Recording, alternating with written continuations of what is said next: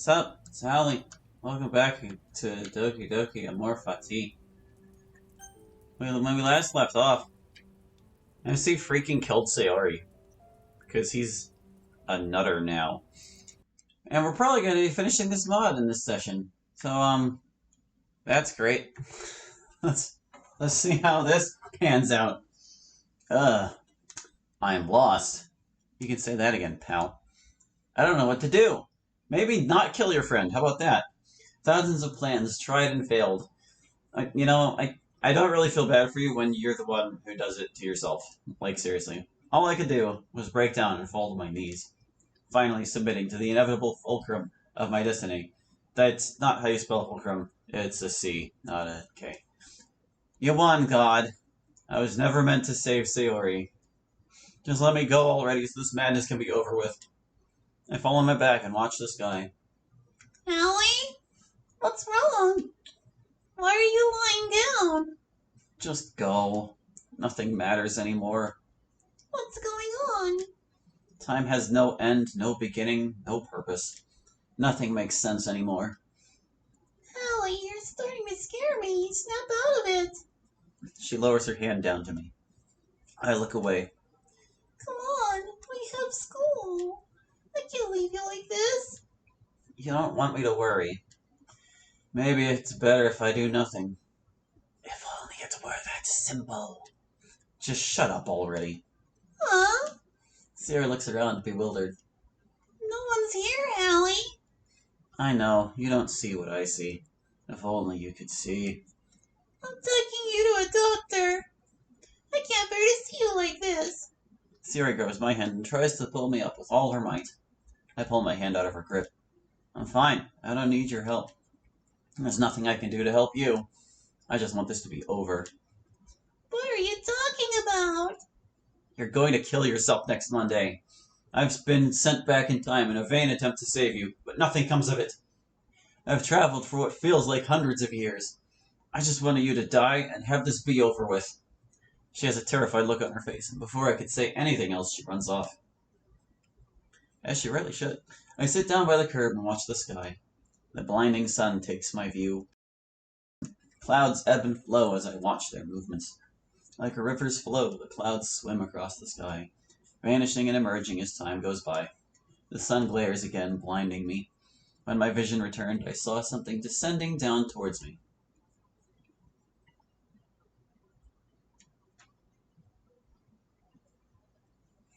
Hello, my dear child. It's me. He's just in my head. He doesn't exist. I am very much real, Hallie. I mean you no harm. I am a messenger from God. I bring you good news and fortune. What good news can you possibly bring me? Is that supposed to be me saying that or him? I have no ends to meet. I am here simply to guide you, to propel you forward to the future you desire. What future? Who are you? I am Samael, your guardian angel. I have come to tell you the good news. I have come to offer you a gift. I have come to help you on your journey. And what is this good news you speak of? I don't have time for your games. On the contrary, my child, I shall tell you everything you've wanted to know. Go on. You seek a future with Sayori. Is that my intended fate? Because it seems like it had other plans. Everything has a beginning and an end. Once you take your fate into your hands, you will find the path to salvation. Then what must I do? If one drops a stone into a rushing river, the current simply flows on as if the obstruction was never there. Your actions are like pebbles, with even less hope of disrupting this time stream. The continuum of history is simply too strong, too resilient. But even the mighty rivers of the earth will dry up. Even time itself will evaporate, and that time is now. Spare me your elaborate metaphors. Very well. This is what must be done. You must surrender your heart to God and to me. You must follow our word. You must carry out our command. How would I be better led by you? I give to you the means to save Sayori from her death, and yet you choose to turn away. Perhaps you are better off in the hell you find yourself in. All right. My life is yours. Do you surrender your heart to God and I? With all my heart's content. I don't know if that phrase applies there. Then it is done. Your afflictions shall be banished once our pact is complete. Follow our word, and you will walk the path to salvation. Pressing X to doubt, but my controller does not have an X button to press. What must be done? Hold Sayori in your possession until I say she is free to leave. Like, hold her hostage? If that's what what you humans call it, then yes. But that's wrong! As if you haven't done anything worse. It's what must be done. If you pride yourself on your free will and love of fate, now is the time. Embrace your God-given fate. Very well. Then let us go. MC, are you tripping? Now that school is over, period, Sayori should be around the corner. Proceed as we rehearsed. I know. As if on cue, I see the club room door open, is what that says. I see Sayori and Monica walking out together. There's no going back once you start. I'll walk up to the two of them and put on my best mask. Hey, Sayori. Huh? What are you doing at school this late? I thought about what I said this morning. I wanted to apologize. Apologize? After everything you said to her? Isn't asking for forgiveness a virtue? Well, yes, but... If I may, I would like to talk to Sayori privately. There's something I want to tell her. Sayori tells me you weren't in the best shape this morning, not by a long shot. What do you need to tell me? I already told Monica about my depression, and you already seem to know everything. So what needs to be discussed is what we're asking. Can I just apologize in private? There are some things I want only for Sayori to hear. Monica backs away for a moment. So what's on your mind? There's something I need to discuss with you. Isn't that why we're here, alone, even though Monica's still kind of standing there? No, not here. This is too personal for me to say publicly. I can't risk eavesdroppers. I know Monica won't tell us all. I don't care what Monica will do. I don't trust her. Is that what you came to tell me? That you don't approve of Monica and I being friends? You know it's really mean. That's not what I came to tell you. Come with me, please. All right. I take Sayori by the hand roughly. This can only end terribly. I can see Sayori using her phone with the other hand. What's wrong? I've never seen you this paranoid before. I said I'd tell you when we got there. Where are we going? Home. I'll feel comfortable telling you there. Okay. She keeps asking questions about what's so important about it. I try to keep her quiet as best I can. We arrive at my house. 2 periods for that one. I open the door and lead her inside, making sure to lock the door behind me. What are we doing here? Close your eyes. I have a surprise for you. It'll be a good surprise. I don't think it will. I don't know about this. I promise there'll be candy and surprise. Ellie, you can't bribe me like that. I'm going now. I don't know why you capitalized the first two and not the third one, but you could have capitalized all 3. Sayori starts to run towards the door. Do something. This is your only chance. I look around and grab the nearest object I could find. Oh god. Sayori, wait! What are you doing with that? Sayori scrambles as fast as she could to the door. In a flash, I bash Sayori in the head with the object. The resulting force causes her to fall to the floor cold. I kneel down and press my fingers against her neck. She still has a pulse, at least. Well, that was a bit harder than expected. Now then, the next step of this is to secure her. Right. I pick Sayori up and carry her to my room. I set her down on a chair and use some of my shirts as an improvised rope. I don't know how much time I have, so I have to act quickly. I take this time to clean things up a bit. I notice there's some bleeding where I struck Sayori. I patch it up as best as I can with the limited medical supplies I have. Sayori's not dying, not here.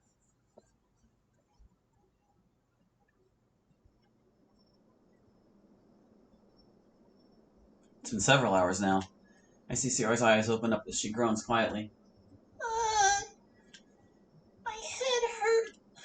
Where am I? Welcome home, Sayori. Huh? Where am I? You're home. Ellie, what am I doing in your room? Sayori tries to stand up and move around, but she struggles to do so. Why can't I move? It's for your safety, of course. My safety? What are you talking about? I can feel how scared she is in her voice. Sayori, it's going to be okay. I'm going to take care of you. No! You can't do this! This is wrong! I should have known you would be difficult. I think that's the pain in your head talking. Your head is always doing mean things to you, isn't it? Here, I got these for you when you were asleep. I take a bottle of pain medicine and pop out 2 pills for her. I hold them in one hand and a glass of water in the other. No! I shouldn't! So you want to be in pain? I'm doing this to mitigate your suffering. I guess you just don't appreciate all the work I do for you. Sayori goes quiet. She sighs and opens her mouth like she's at the doctor's. I place the pills in her mouth and bring the glass up to her lips. She drinks the entire glass. Good. Now how about we get some rest? You rest up, I have some things to take care of. I leave and spend the next hour in Sayori's house searching through her room. I find her diary, noose, and stuffed cow. By the time I come back, Sayori is already asleep. It seems the pills had done more than I expected. This will make the next part easier. I untie the noose and wrap the unbound rope around her torso so that she is more secure in the chair. When I am confident that she won't get free, I lay down in bed and close my eyes. I assure myself that my guardian angel is watching over me. This is my fate, and I have no choice but to accept it. I muster all the confidence I have for Sayori's sake. Her presence brings me peace. I can only imagine what the future will be like with her, tied to that chair forever. I wake up from a short-lived slumber. My head aches as I rise out of bed. Sayori is still asleep. I look down at my phone. I have to be at school in 30 minutes. Go ahead and take care of her. All right. I kneel down to her and lightly shake her head. Or shake her. Just shook her in general. Sayori, it's time to wake up. Sayori, it's time to get up. Who's? Oh. She has a saddened expression on her face, and I'm tempted to ask what's wrong, but the answer is right in front of her. Why are you doing this? Don't worry about that. Let's get you taken care of first. What do you mean? You'll see. I hold Sayori down as best as I can as I undo the knots on her body. Come with me, Sayori. Where are we going? You'll see. I lead Sayori out of the room and into the bathroom. What are we doing here? Go on. Your body has needs that have to be taken care of. At first, Sayori is puzzled, but a face of shock soon takes over. A face of shock. A look of shock. Could you at least give me some privacy? So you can escape through the bathroom window and call the police? I'm not taking that risk. Now go on. I don't have all day. And neither do you. I lightly push Sayori towards the toilet. Ellie, really? This isn't you. Consider it a change of heart. Now don't make this any more complicated than it has to be. With a defeated look, Sayori obliges. She lowers her garments and goes on about her business. After she finishes, I hold her by the wrists again and lead her back to the room. I place her back down in the chair and tie her back up. Now that that's taken care of, you're probably hungry. Don't go anywhere. I'll be right back. I look in the fridge for something to fill her appetite. Let's see. I've found some food for her. Before I go, I look at the oven clock. Only 15 minutes. I'll have to make this quick. I carry on and bring the food upstairs to Sayori. I hope you're hungry because I have breakfast. I'm not hungry. Don't lie, Sayori. You haven't eaten since your club meeting. And even then, all you had were baked goods and tea. Am I correct? How do you know that? I know a lot of things, but I'll explain in due time. For now, I suggest you eat. I bring some food up to her mouth. At first, she turns her head away, but her nature kicks in and she takes a bite. Then another, and in moments, all the food I brought her was gone. Good. Now I'm going to leave for school. Before I go, I brought you a friend. I pull out her stuffed cow from the closet. I place him in front of her. Mr. Cow will keep you company until I come back. Farewell for now, Sayori. Wait! Yes? Why are you doing this? I am not the villain of this story, Sayori. I would almost say you are, but I guess you're just as much a victim of circumstance. You're bad at this, Hallie. You're bad. I do this because I have to. I have no other choice. If there was another way I would take it in a heartbeat. This is another sentence that could really use a comma. There are so many sentences that use commas, man. If there was another way, comma, I would take it in a heartbeat. Whatever. I leave before Sayori has a chance to reply. One missing person can be excused with sickness. 2 missing people is another story. I just hope I can avoid Monica as much as possible. As long as she is out of the picture, things should be alright. I'm just outside the club room again. I feel the need to go inside, but I opt not to. I've felt jittery all day. Gosh, I can't imagine why. There's a certain sort of pounding in my chest that I have never felt. While the feeling of it terrifies me, I can't help but feel a little pleasure in it. My senses have been all over the place. I've heard conversations I've never heard. I constantly feel like I'm being choked as I breathe harder and harder. It's killing me. Monica should be almost done. I just need to tell her that Sayori is alright and get the hell out. I can't risk freaking out in front of Monica. She doesn't need to get involved. I hear the door open. It's time. Do not make this worse than it already is. Tell Monica what she needs and get out. Right. I walk over to Monica. Oh, hey, Hallie. What brings you here again? I have some news for you. What is it? Are you here to join the club? No! It's about Sayori. Oh, I haven't seen her at all today. She never showed up for the club. I came to tell you that she's feeling under the weather. Under the weather? She's sick. I got that, but she would normally text me about that. Besides, she seemed fine yesterday. It's just weird that Sayori could have gotten so sick on short notice. Well, that's what happened. You and I don't have any control over that, so what can we do? Now, if you'll excuse me, I have to go take care of her. Wait! What? You don't have to yell. Hallie, are you okay? Sayori mentioned that you were acting off and after she went home with you and never showed up today. I can't shake the feeling of trying to put 2 and 2 together to make 5. You're overthinking things, Monica, as always. You club presidents worry about every little detail. I'm only worried about the well-being of my clubmates and fellow students. As if you're just looking for an excuse to stick your nose where it doesn't belong. Sayori's fine. I'm fine. Go away, or go worry about something else for once. I leave it at that and rush off without saying another word. After a brisk and somewhat thrilling walk home, I kick off my shoes and welcome another day to be over with. I'm home, Sayori! I call out with a degree of joy. I'll walk up to my room. Before I open the door, I can hear crying from inside. Something in me clicks and I open the door without hesitation. I enter the room and give her a hug. I'm back, Sayori. You don't have to worry anymore. For a moment, her sobbing stops. She looks up at me with her shimmering, bloodshot eyes. Her expression hasn't changed. So, did you and your friend have a good time catching up? I don't want to talk about it. Come on, he didn't say anything that could hurt you. Besides, he's your friend. Friends get hurt more than the worst of bullies. Come on. Your friends love you. You're hungry again, aren't you? I'll get you something to eat. I rush down to the kitchen and I am about to grab something for her until I hear his voice. Don't. Let Sayori go hungry. But I can't let her starve. You'll find her more submissive if she's hungry. I've never met an angel who could be so cruel. But if it must be done, so be it. I put the food away and headed back upstairs. You don't need the ED. I thought you were getting food. I changed my mind. Oh, so you just want to torture me? What happened to you? You would never do this. This is the price I must pay for you to survive. When the week is out, you won't harm yourself. You promised you would tell me what's going on. I will. Why am I tied up here? In due time. I am not in the right state of mind to tell you. Please explain to me what the right state of mind would be for you right now. When have you been in the right state of mind this week? Yes, thank you. You went from my best friend to the owner of my body overnight. I'm not doing this to take advantage of you. I do this because I love you. And you want to take advantage of me. I bet you enjoyed every bit of watching me use the bathroom. I don't take pleasure in this, but I have to do this. Then why are you keeping me here? Fine. You really want to know? Because no matter what I do, you'll kill yourself. No matter which doctor you talk to, no matter what medicine you take, no matter how much love and support you get, you always die. So I'm taking control of the situation. As far as you are concerned, you are mine and mine alone. No, you can't. I am, and no one is going to stop me. I pick up her phone and her diary. What are you doing with those? Don't you dare open them. What don't I already know?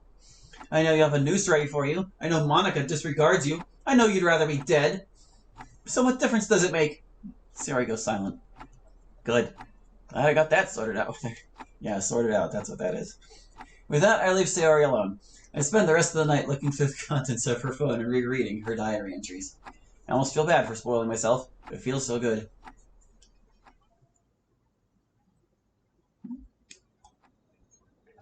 I wake up in a daze. Sayori's diary is on the floor. I find Sayori's phone laying on my chest. I decide to look at it. A text from Monica? Hey, Hallie, told me you weren't feeling well. I just wanted to wish you a healthy recovery. Typical. I should have known Monica would get worried. Not one day into kidnapping her and you're already neglecting to take care of her. What do you want? I want you to break into the pharmacy and steal some medicine. Consider it done. I get up from my couch and head outside. After a lengthy walk, I arrive at the front door of the pharmacy. I begin fiddling with the lock for a few moments until I hear a snap. Fine, maybe this will open it. I grab nearby rock and smash the window. The glass shatters and a blaring alarm follows. Hurry, before the police show up. No shit! Just grab what you can and get out. Anything? Whatever you can get your hands on. Alright. Hurry, we don't have much time. I leave over the counter and grab a bag, taking one prescription after the other. I just grab whatever pill bottles my hands can find in the dark. My heart races, my hands quiver in fear. I can feel the police showing up any moment now. I can't get caught. I have to move now. I don't even care what contents I was able to get. I run out the door as fast as I had entered. I swerve in and out of alleyways. A cold sweat takes over when I finally arrive back home. I could feel adrenaline amplifying my every movement. Even a simple twitch of the fingers sets me off. I hastily open the door and slam the door behind me as I enter.